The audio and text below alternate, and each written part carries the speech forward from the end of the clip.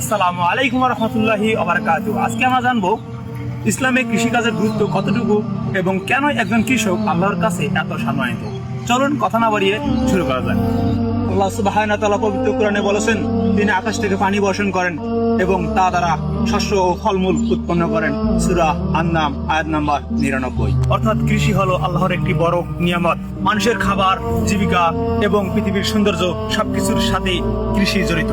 আমাদের প্রিয় নবী হযরত মুহাম্মদ সাল্লাল্লাহু আলাইহি সাল্লাম কৃষিকাজকে অত্যন্ত উৎসাহ দিয়েছেন। তিনি বলেছেন, কোনো মুসলমান যদি একটা গাছ লাগায় বা ফসল ফলায়, এরপর তা থেকে মানুষ, পাখি কিংবা প্রাণী খায়, তাহলে সেটা তার জন্য সদকা হিসাবে গণ্য হবে। ভাবুন তো, একজন কৃষক মাঠে পরিশ্রম করতেছে, তার উৎপাদিত ফসল দিয়ে হাজারো মানুষ খাচ্ছে।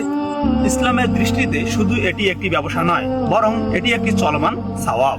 নবী করিম সাল্লাল্লাহু আলাইহি ওয়াসাল্লাম বলেছেন, যদি কিয়ামত চলে আসেও, তাহলে যদি তোমাদের হাতে একটি চারা গাছ থাকে, তাহলে সেটাও রোপণ করে দাও। এই শিক্ষা আমাদের বুঝিয়ে দেয়, ইসলাম সবসময় উৎপাদন, সবুজায়ন ও মানব কল্যাণকে গুরুত্ব দেয়। আজ অনেক যুবক কৃষিকাজকে ছোট্ট পেশা হিসাবে মনে করে, কিন্তু মনে রাখতে হবে, হালাল উপায়ে উপার্জন করাটা প্রতিটি কাজেই সম্মানের।